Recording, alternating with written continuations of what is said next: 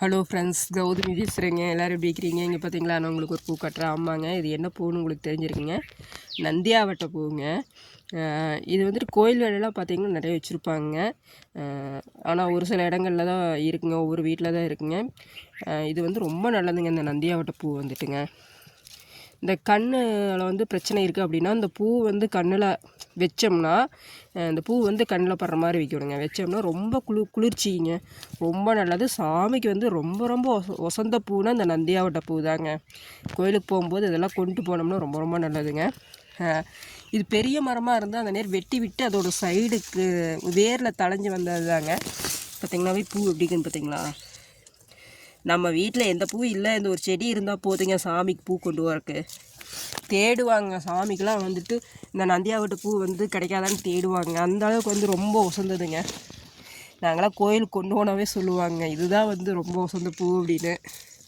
பார்த்திங்களா எவ்வளோ மொக்கு இருக்குது பார்த்தீங்களா? நந்தியாவட்டை பூலேயே வந்து 2 இருக்குங்க. இது வந்து பெரிய நந்தியாவட்டை பூன்னு சொல்லுவாங்க. இன்னொன்று வந்து சின்ன நந்தியாவட்டை பூன்னு சொல்லுவாங்க. சின்ன நந்தியாவட்டை பூ அப்படிங்கிறத வந்துட்டு நம்ம கோர்த்து அழகாக வந்து தலையில் வைக்கலாங்க. ஃபஸ்ட்டெல்லாம் வந்துட்டுங்க, நான்லாம் வந்துட்டு என்னோடய திரட்டி அந்த சீரியல்லாம் பார்த்திங்கன்னா இந்த சின்ன நந்தியாவட்டை பூன்னு சொல்லுவாங்க. அது எங்காச்சும் வீடுகள்லேருந்தால் போய் தேடி கொண்டு வந்து கோர்த்து எல்லாம் வந்து கல்யாணமோ இல்லை சீரோ ஏதோ ஒன்றில் வந்துட்டு அந்த நந்தியாவட்டை பூ தான் அதிகமாக வைப்பாங்க. இப்போ தான் வந்துட்டு கல்யாணத்துக்கு மல்லிகைப்பூ முல்லைப்பூ நிறைய வந்துருச்சுங்க. அப்போல்லாம் அந்த சின்ன நந்தியாவட்டை பூன்னு இருக்குங்க, அதுதான் எல்லாம் வந்து கோர்த்து வைப்பாங்க. இது வந்து பெரிய நந்தியாவட்டை பூங்க. பார்த்திங்கனாவே உங்களுக்கு இந்த பூ எவ்வளோ அழகாக இருக்குதுன்னு பாருங்கள். நம்ம வெட்டி விட்டால் நல்லா தளைஞ்சி வருங்க. இன்னொரு செடி இருக்குங்க, இன்னும் அந்த பக்கம் மடைக்கட்டு இருக்குங்க, தண்ணி விழுகிற மடைன்னு சொல்லுவாங்களா, அங்கே இருக்குங்க. அதுவும் வந்து நிறைய பூக்குங்க. இதுதான் பார்த்தீங்கன்னா ஃபஸ்ட்டு ஆரம்பத்தில் ஒரு பெரிய மரமாக இருந்ததுங்க. சரி, அதை வெட்டி விட்டதுக்கப்புறம் வந்துட்டு அதோட வேரில் தளைஞ்சி வந்தது தான் இந்த மரங்க.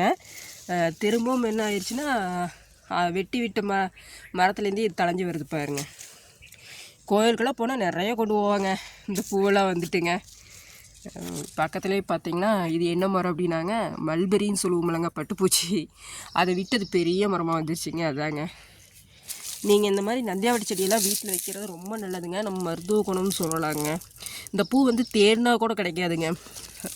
பக்கத்துலேயும் கூட வந்துட்டுங்க ஒரு சில டைம் வந்து கேட்பாங்க, நந்தியாவட்டை பூ இருக்கான்னு. அவங்க கேட்குற டைமில் வந்து பார்த்திங்கன்னா பூவே இருக்காதுங்க. அது எப்போ அந்த சீசனுங்கிற சொல்லவே முடியாதுன்னு வைங்களே. இப்போல்லாம் பார்த்திங்கன்னா நிறைய மொக்கு இருக்குது, நல்லா பூக்குங்க. Okay friends, thank you.